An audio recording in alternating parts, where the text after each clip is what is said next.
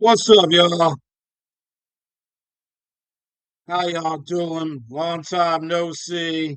I know I tried to stream last week, but my throat was just ugh, coughing and everything.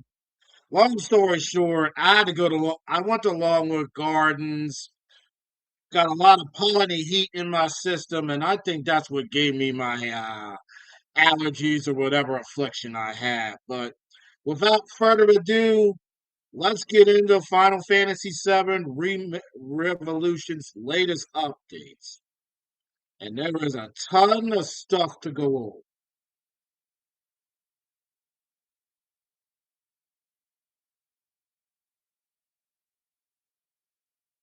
First things first, I'm going to read this to y'all. Naoki, Naoki Hamaguchi says he's now that Final Fantasy Revelation is almost complete. He feels quite confident about it. Having been able to announce FF7 Revelation at Summer Games Fest, I hope that people can. I hope people out there can look at it and think this looks to be pretty good. As we are able, as we are now approaching the end, it's nearing completion. I personally can pick it up, play it, and think, yeah, this feels good. This is satisfying. So I'm quite confident in it. Of course, the final judgment is in the hands of players, but I feel confident. I can see the end. So my honest state at the moment is that I can finally feel the pressure lift.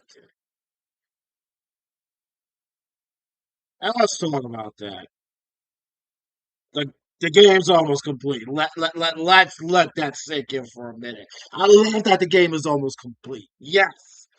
Yes. And he's feeling quite confident in it. And you know what? He should, because what he did with Rebirth was astounding.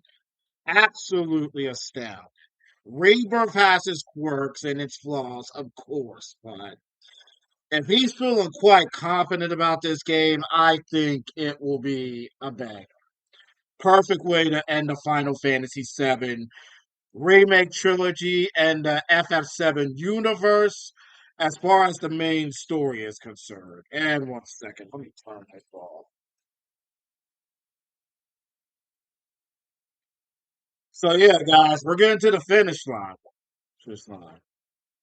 And I'm so happy to hear this news and that it's in a playable state where we'll be satisfied. Like the final judgment is up to us, but I think there are plenty of people out there besides the negative and fake haters out there that will give this game its proper final judgment as they see it. And let's move on. Now, this is the second point I wanted to make. Final Fantasy VII. Hold on. Okay, let me get to this screen. Final Fantasy VII Revelation. Director says the base game will definitely end the story and any DLC will be spin-offs. So, it looks like the door hasn't been closed on any spin-offs for Final Fantasy VII Revelation. But the story will definitely end. Hamaguchi has assured players that there will not be a DLC epilogue. I'm fine with that, to be honest. Yes. The director of Final, I already read that. When the first part of FF7 Vin remake was released in 2020, it received an enhanced update called Integrate the following year, which included a brand new story expansion called Episode Intermission. That's where they introduced Yuffie, who became one of my favorites. Not gonna lie. FF7 Rebirth, however, did not receive a story expansion, with Square Enix turning its attention to the third game, which was wise on their part. In an interview with Automation, another couple of interviews we're going to get into, Hamaguchi was asked whether the third and final installment in the remake trilogy will have DLC. Hamaguchi replies that he feels like people are expecting to get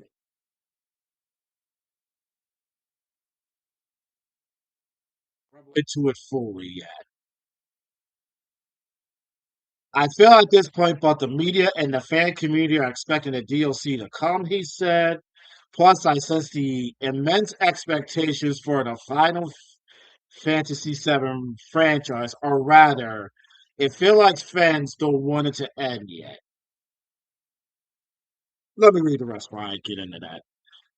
That being said, things aren't crystallized yet. So we certainly say, well, so we certainly we can't certainly say, okay, we're going to make DLC for Final Fantasy VII Revelation. However, if we get the support from fans, and if there's genuine demand for it, I think we want to consider it. Do I want FF7 to end? I want the main story to end. I want the faithfulness of the OG story that they are giving to us to end. And I also want the new plot elements that they molded into the remake trilogy to be concluded as well. Do I want FF7 to end as a whole? Not as a whole. I'm fine with spin-offs, but just at this point, I feel like we need to give this series its closure. Proper closure, and just move on to another Final Fantasy. I love 7. It's my favorite ever, but there comes a time where we have to reach a proper conclusion. I say I say that with mixed emotions because I do want Hamaguchi, I do want Creative Studio One to move on to other projects. And I want us to move on from Final Fantasy VII. Granted, the remake trilogy, once completed, isn't going anywhere. But this needs to be the catharsis for the story. Which brings us to our next topic. The story will be concluded in the main game. That's what I want as far as a catharsis. I will pass. Hamakuji was then asked whether this could mean the game ends on a cliffhanger, which would eventually be resolved in a DLC epilogue. Oh, I don't want that. He denied this would be the case, stating that Revelation would definitely end the story. Thank you, Hamaguchi. I love you. And that any possible DLC would instead be a spin-off story rather than an extra chapter added to the end. And that is all I want. Ending to this, which I just said. The story will be concluded in the main game, he explained. We are serious about concluding the series with Final Fantasy VII Revelation and are proceeding with development with that goal in mind. If we were to hypothetical that release any DLC, we would likely want to create a kind of spin-off focused on a specific character that depicts their untold story. Kind of like what we did with Yuffie in Final Fantasy VII Episode Intermission. That was a great DLC. Really made Yuffie even more of a household name than now.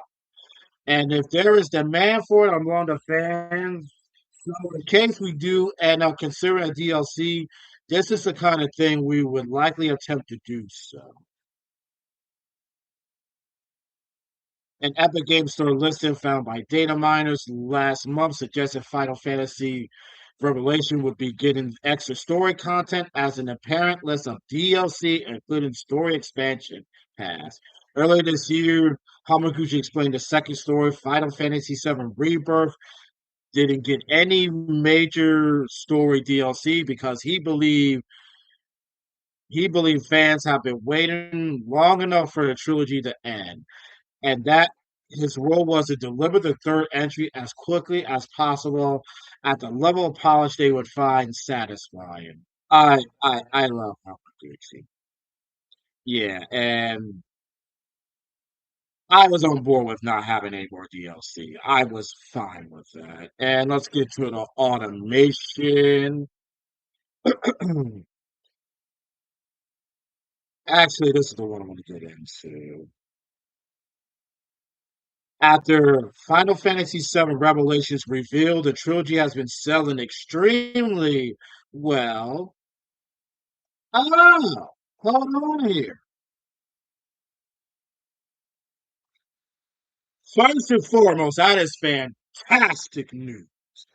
Second, I'm gonna say something I usually don't say to certain individuals. You guys got no case now. You got no case. So put it to rest. Y'all know what I'm talking about.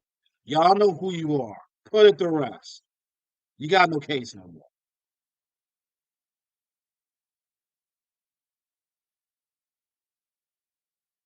Director Director Naoki Hamaguchi on player feedback, the lesson of a heated fandom and physical games. It's gonna be spicy. Final Fantasy, Square Enix. Let's see. Blah blah blah blah blah blah. It's been a little under 2 months since the initial announcement, so Automation sat down with Naoki Hamaguchi, director of Final Fantasy VII Revelation, and the entire remake series to talk to him about the response to Revelations reveal, how the team is approaching player feedback. We also get to hear about previous entries being performing commercially since the new announcement, and as well as Hamaguchi's feeling on physical games. Ooh, this is gonna be a good spicy one, I will say. Fans noticed everything we hoped they would. First of all, congratulations on announcing Final Fantasy VII Revelation and the finale of the Summer Games Fest 2026. How has the response been so far? Thank you. The response has been extremely positive. After the event, I probably did interviews with more than 30 media outlets across North America, Europe, as well as interviews with Japan media. I think I spent a week doing interviews nonstop. Yeah, and I couldn't keep up. Even with the previous game, I don't think we received as much attention and this many requests for an interview. So it really made me feel a huge number of people are paying attention to this last chapter of the trilogy. I'm incredibly grateful. Oh yeah, we're paying attention. Was there any particular fan reaction to FF7 Revelation announcement that surprised you or left an impression on you? Hamaguchi. What impressed me the most was the exact things we were able to convey across the fans very directly. While the characters are obviously important, our goal with Revelations Reveal was to create a trailer that would draw attention to the gameplay experience, whereas flying around freely around the world aboard the Highwind, super stoked for that. Battling the weapons, also intrigued by that. And the fit system, which I absolutely love and can't wait to play. The way it adds depth to combat, I really feel like people notice these aspects of the game. There was also a lot of focus on how player agency the gameplay offers. So I felt that our message landed. Yeah, Rebirth's reveal trailer was just a little story teaser, which gave us its name, Rebirth. But No gameplay. We didn't get gameplay until the second trailer. And the reason I say the second trailer because I watched the second trailer so many times. But we got the high wind, which is the most one of the most important aspects of Revelations gameplay, which they wanted to introduce. Battling the weapons, which may be more than just humans going up against a kaiju, too. And then the fifth system, which brings back jobs, which I was not expecting at all. The fits we'll get into in another interview in time because I really want to go over that. But they brought back. I was wondering how they were going to evolve this gameplay, but the fits was the answer, and the jobs that come with the fits. At the same time, people talk about the characters' costumes and animations, so I think our trailer managed to accomplish everything we were going for. I was a little surprised, though happy with the amount of attention vintage cross belts received. Oh man. I certainly think the trailer showcased those elements very clearly. Hamaguchi, from the very first announcement, we wanted to clearly communicate the features and key characteristics that define the appeal of FF7 Revelation. In that sense, I feel we managed to get off a very strong start this time. Yeah, because Rebirth reveal trailer, yeah. I didn't start to get more on board with it until subsequent trailers and reviews. But Revelations reveal right off the bat, we've been going full throttle on this train. The heated fandom discourse tells us that people care about what we are making. Ooh, boy. Yeah. The normal casual No, the normal player of FF7 does care a lot about this. Now, I love this project. I have my qualms. Night Sky Prince has his. Warranted, and other creators have as well. But the heated fandom discourse, I'm gonna let you know what. Let's get into it, and then let me read this, and then I'll get into it further. After this announcement specifically, there wasn't much that made me think we got to add this. However, I have also constantly monitored players' responses throughout the FF7 Remix series. Based on feedback for those played Rebirth, we are making changes in this new game, such as making mini games skippable and adjusting rewards. Thank you. Thank you. That's my big gripe about mini games. We got sucked into mini games that some were fun, like the parade and the dolphin one took me by surprise, but the ones like Gears and Gadgets and the Rebirth version of Fort Condor, I was not feeling that. Not at all. When I spoke about these improvements in interviews, I was happy to see comments from players saying things like, I personally don't care for the mini game, but that's your reasoning. I'm willing to accept it. It reminded me that if you truly listen to player feedback and try to strike the right balance based on it, people will really recognize it. Yeah, and you know what? That's a very sensible comment by whoever said that. I don't personally care much for mini games. I'll play them, but I'm a story side quest guy, so I'm all about that and combat and exploration. That's all I need. When it comes to gameplay and game design, especially playability, I believe we absolutely have to keep listening to players and minimize the points of frustration wherever we can. Hamaguchi gets it. Love it. The core story and message we want to tell through this remix is make are something we as creators will remain firm on.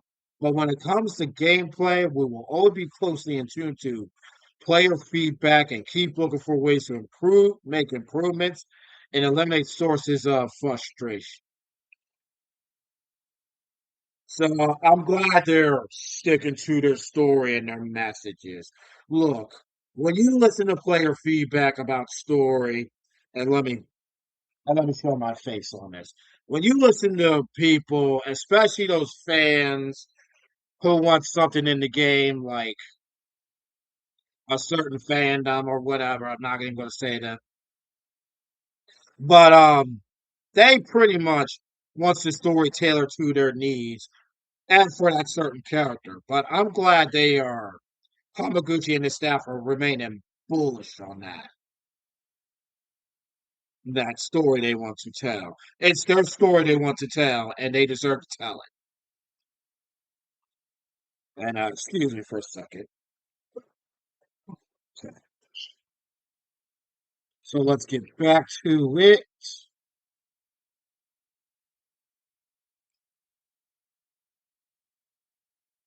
This series tends to generate tremendous amount of discussion when it's about the number of mini games, the story, or even character shifting. How do you feel about that? You know what? Let me take a little sip.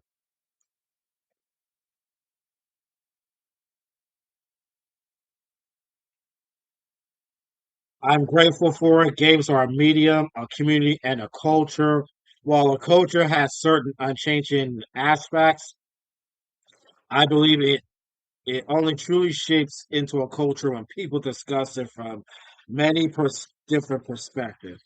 If everyone looked at something in the exact same way, I don't think it would leave a lasting impression and could fade in obscurity over time. So yeah, discourse as a whole, even discussion should be about this. Not the toxic ass, not the toxic ass shipper BS that we get in Twitter or whatever else it exists. But healthy discourse is what, in a way, keeps these games alive, keeps keeps the culture brewing, keeps games as a medium of art and storytelling. Not to mention a community. The very fact that the community is so active that conversations happen and debates keep erupting is a kind of entertainment in of itself. When people discuss and get heated about mini games, the story and the relationships between characters and FF7, I only think I think that only happens because they see value in those elements. I'm proud that the series has enough depth and cap- capable capacity to inspire these kind of discussions.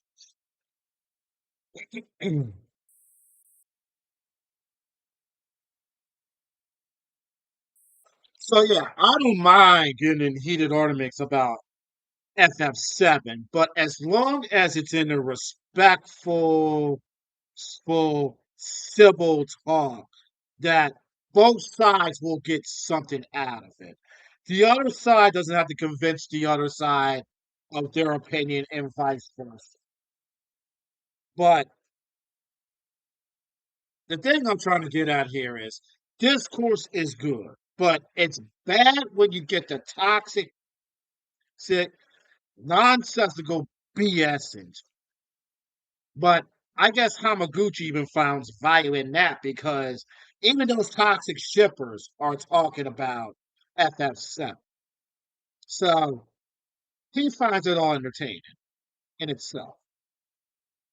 But that's what keeps these communities brewing. Maybe you don't need a toxic shipper or story BS, but other than that, I can see where he's coming from.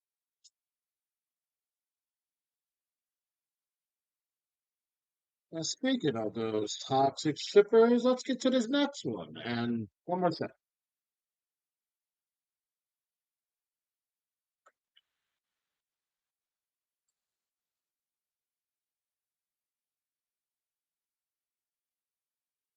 Since the announcement of Revelation, we've been seeing FF7 rebirth, remake, and rebirth in sale rankings across Platforms like Steam, how are they performing? This is one of the juicy ones I wanted to skip. Not only am I happy about this news, but it just shuts certain people up, as we were talking about, and they're worse than the shippers. Hamaguchi, they are doing extremely well. Even before Summer Games Fest 2026, both Remake and Rebirth have been selling steadily. Back when Rebirth was announced, every time it became a hot topic, sales of Remake would rise. Oh, okay. Similarly, every time Revolution attracts attention, more people become interested in Rebirth. Following Summer Games Fest, we saw an enormous response in terms of sales. I can't share specific figures, but sales are several times better than what we expect. First of all, congratulations, Hamaguchi and Creative Studio One and Square Enix for this explosion in sales. You gripped this, however. Like I said, you guys have no more case. You have no argument. Your case is over. You'll still argue, I know, but we don't have to listen to you anymore. It's over. You're done. Well, at least we're done with you. We don't have to listen to your dribble anymore. But sincerely, guys, I am happy this game, this trilogy, is doing so well. I hope it's in the 10 million. That's all I got to say.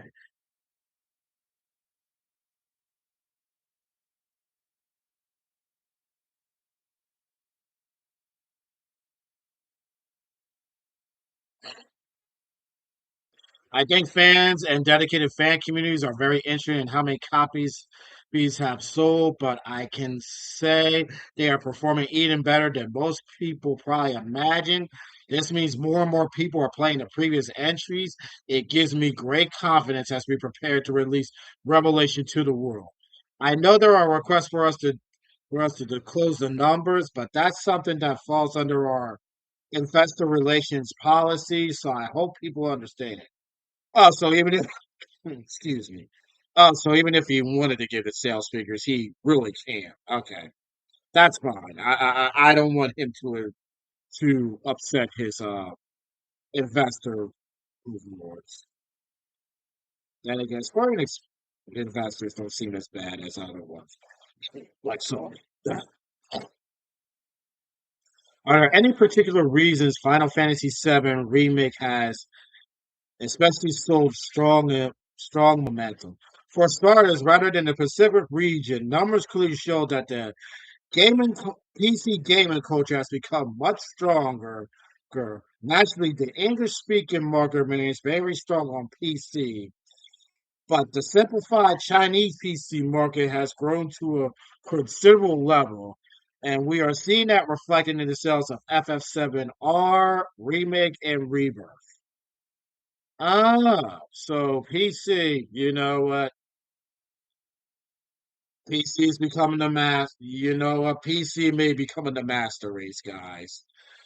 It may be coming. I didn't believe it before. I didn't say it. I've always been a console player, but look, whatever gets these games selling and keep these studios, deals, and companies alive that I love, sell it to PC. Are everywhere. As creator, how do sales affect the development process? As creators, our biggest motivation comes from seeing many people play what we have built and watching our content become a global topic of conversation. So generation buzz is also important to you. That's right, of course. If attention were negative, it would be a problem. But I think the fact that there are so many comments in general helps motivates everyone. After announcing Revelation, we received an incredible amount of feedback from players throughout the FF7 remake series. Both I personally and the team feel about tremendous support and encouragement for our fans, especially when been developing a project for over a decade. We've really been supported. The, this entire time. So that's cool that the fans really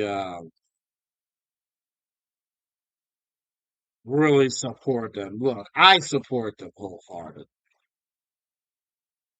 And let's see.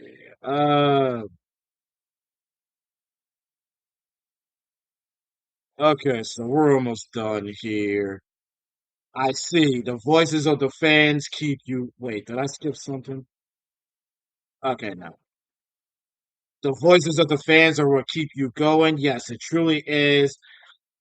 Uh, while a typical AAA game tends to take 3 or 4 years to make, we spent more on we spent more than 10 years creating 3 games: Remake, Rebirth, and Revelation. From a personal standpoint, dedicating more than a decade of your creative career to a single project is a major life decision. 10 years, that's a huge portion of a creator's career. That's why gaining a sense of fulfillment for work we do is the most important. Knowing that people around the world are excited about what we create is the greatest motivation we can ask for. Of course, FF7 is an incredibly powerful IP itself, but more than anything, I feel it was the players' support that gave us a sense of purpose. Thanks to that, 90% of the staff who worked on FF7 Remake stayed with us through Final Fantasy VII Revelation. That actually surprised a lot of people overseas, which was an unexpected reaction for us. So, real quick, Square Enix has a tendency to disband their teams after a major project.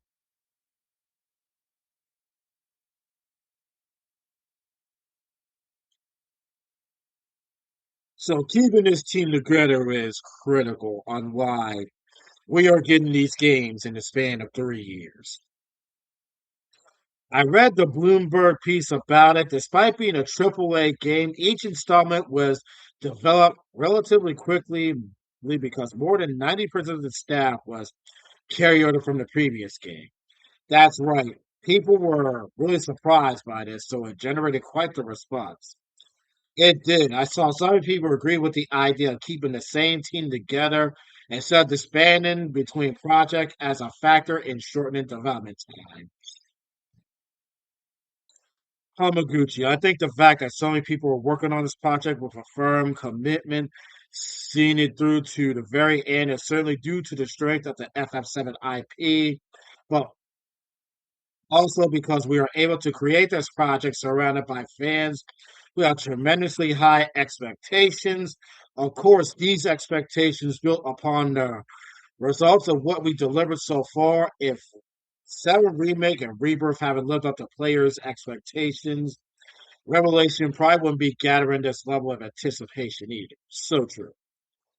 Because we are able to meet players' expectations, we continue to look forward to what's next. In turn, the development team is motivated to live up to new expectations, creating a positive synergy, kept everyone's motivation high. It really feels like we created a virtuous cycle.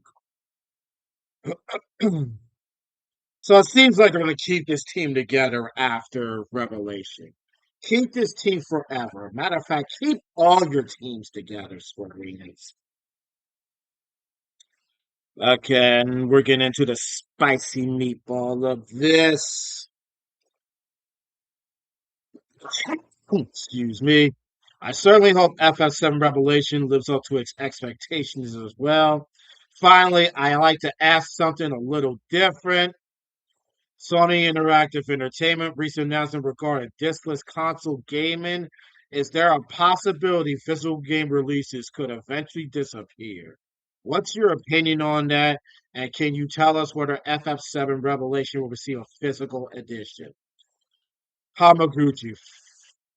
Personally, I'm in favor of uh, uh, physical edition. Nothing makes me happier than those moments at community events when fans bring their games for me to sign.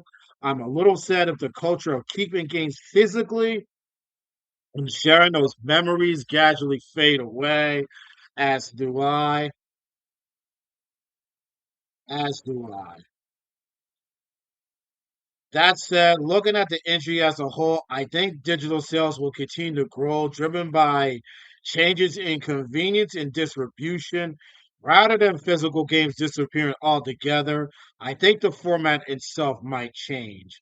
Whether that's Nintendo game key card system or boxes simply include a download code.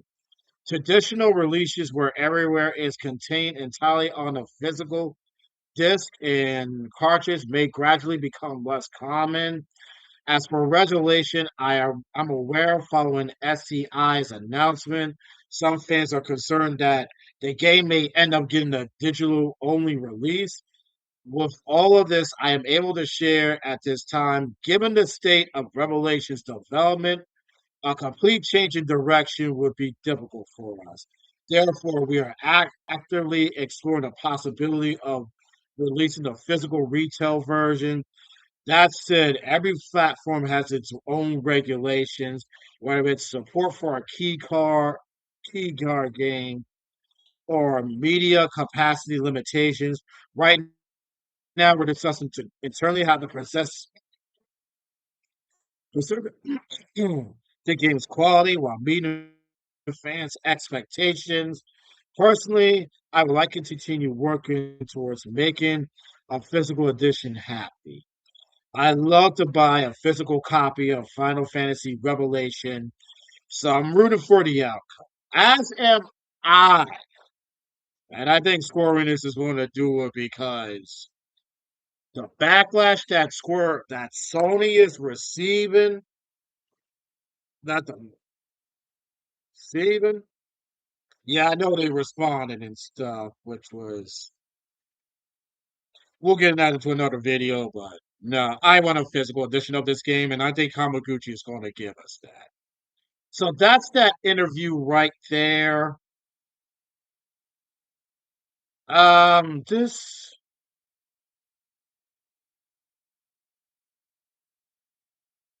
this is the second part of this interview I can see. So guys, I think we're going to discuss this in the next video. Yeah, let's discuss this in the next video because this one is probably way too long as it is. Yeah, it's 42 minutes. So yeah.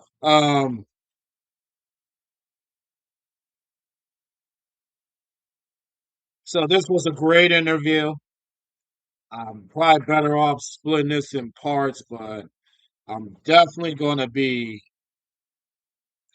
covering this one. I'll have timestamps for everything because I know people are busy, don't have a lot of time on their hands, so there will be timestamps, but lots of great stuff coming from FF7, from Revelation,